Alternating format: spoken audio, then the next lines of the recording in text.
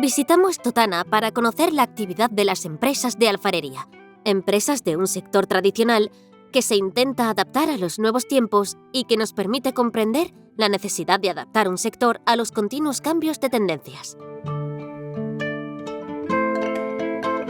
Los alfares, que es el nombre que recibe los espacios en los que se crean las piezas de alfarería, se localizaron en las riberas de la Rambla de la Santa, aprovechando la existencia de agua necesaria para fabricar el barro a partir de tierras que se conseguían en Totana y en la pedanía lorquina de la parroquia. Hasta el siglo XVI, los alfares se situaban en el margen izquierdo de la Rambla, en el barrio de Triana. A partir del siglo XVI, comienzan a situarse en el margen derecho, en el barrio de Sevilla. Paseando por el casco urbano de Totana, hemos observado continuas referencias a la actividad alfarera. El monumento al alfarero, el horno moruno de tinajas del siglo XIX, el nombre de calles que hablan del lugar en el que se han fabricado ollas y otros productos de barro. Dentro del territorio Campoder, hemos visitado 4 alfarerías conocidos por el nombre de las familias que, sumando diferentes generaciones, han trabajado el barro: Bellón, Tudela, Hernández y Poveo. Solo una de estas empresas continúa ubicándose en la ribera de la Rambla de la Santa, Alfarería El Poveo. En esta alfarería conversamos con el matrimonio Juan María Martín y Mercedes Tudela. Juan María es hijo, nieto y padre de alfareros. Mercedes se ha dedicado a las tareas de decoración y pintura de las piezas elaboradas por su marido. Mercedes regenta en la actualidad Alfarería El Poveo, dando color a las piezas, contando además con una gran reputación como muralista. Además, Mercedes ha contado en el año 2021 con el reconocimiento de sus vecinos, recibiendo el Bachillerato de Honor del Instituto de Secundaria Juan de la Cierva y Codorniu. De Mercedes destacan su saber estar, su humildad, su capacidad de relación, su generosidad y el gusto por lo que ha venido haciendo desde que comenzó a compartir espacio de vida y trabajo con Juan María El Poveo. Juan María, ya jubilado, nos explica que aprendió del oficio de su padre y que, cuando ya ejercía la profesión, se matriculó como estudiante en la Escuela de Artes y Oficios de Murcia. Juan María nos explica el cambio de uso de los productos elaborados en los alfares. Originalmente, las piezas de barro eran un producto muy demandado. Por ejemplo, la necesidad de ir a por agua a las fuentes hacía necesario el uso de cántaros de barro. En tinajas se guardaba el vino, el aceite y el agua. En los domicilios, los lebrillos servían para elaborar los productos, incluso su empleo servía para la higiene personal. La necesidad de conservar los alimentos llevaba al uso de las orzas. El botijo, los jarros, las vajillas, todo era de barro.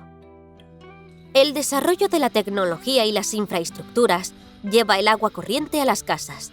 Introduce nuevos materiales industriales para la producción de vajillas y otros útiles domésticos, y plantea nuevas fórmulas de conservación. Si bien la red de abastecimiento de agua reduce el uso de cántaros, facilita el riego en patios y jardines, permitiendo en ese momento un mayor uso de la maceta. Tras el descenso drástico de la demanda de utensilios domésticos, gran parte de la producción se dirige a los sectores de la jardinería y la producción de productos tipo souvenir.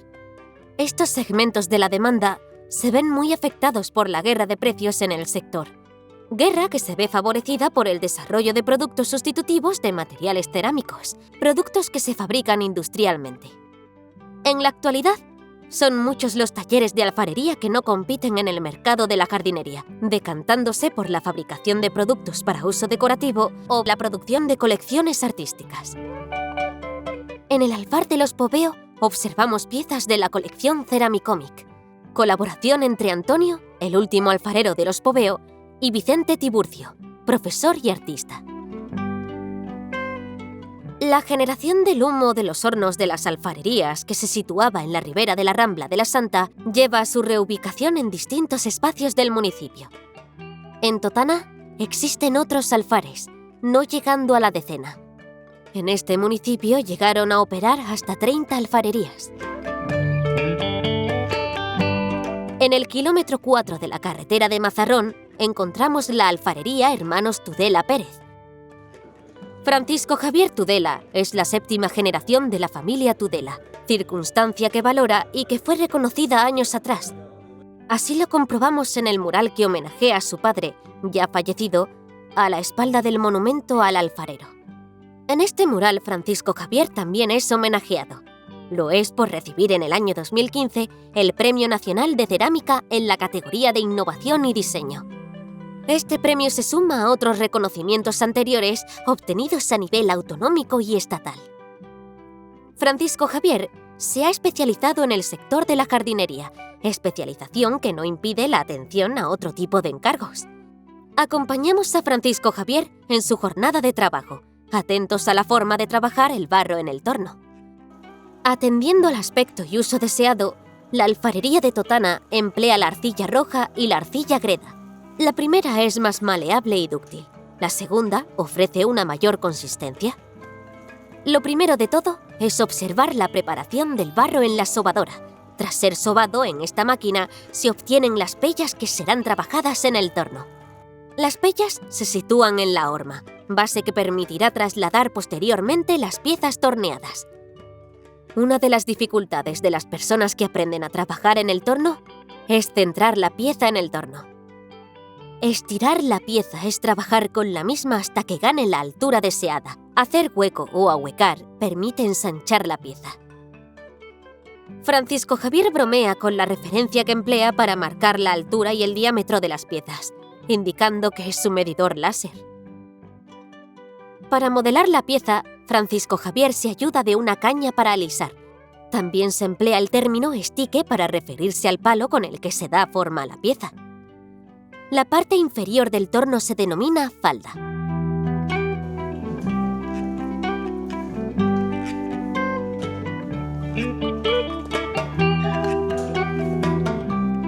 Como curiosidad, Juan María nos indica que los cántaros se rayaban para mejorar la sujeción en las caderas de las mujeres.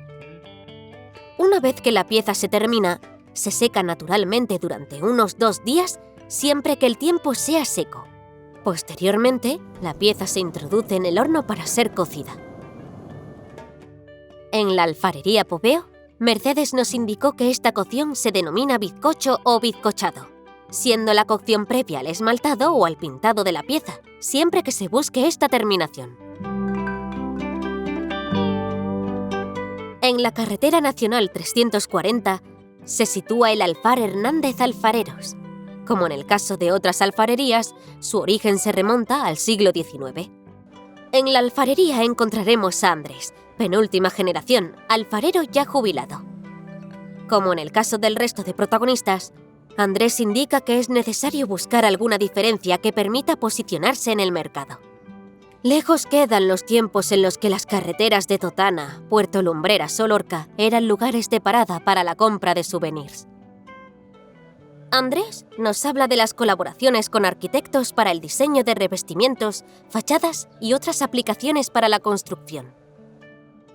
Ante el descenso paulatino del uso doméstico de los productos alfareros, la empresa se dedica a realizar piezas decorativas en diferentes formatos, realizando también réplicas de las figuras cerámicas encontradas en yacimientos cercanos, destacando el yacimiento de La Bastida. Los hijos de Andrés le suceden en la empresa. Su hijo Pedro se decanta por la recepción de visitas, adecuando espacios de la alfarería para reproducir el hábitat de las distintas civilizaciones que residieron en el entorno de Totana. En el desarrollo de las visitas didácticas ha encontrado Pedro su principal elemento. En nuestra visita a Totana, no podemos dejar de visitar a Bartolomé Bellón. Así nos lo indican algunas de las personas que visitamos y las referencias obtenidas en la documentación previa a nuestra visita. Bartolomé nace en el año 1948, alcanzando una gran reputación en la reproducción de piezas íberas, argáricas, griegas. Todo comenzó con la visita de un arqueólogo a su taller, observando el parecido de las creaciones de Bartolomé con las piezas íberas.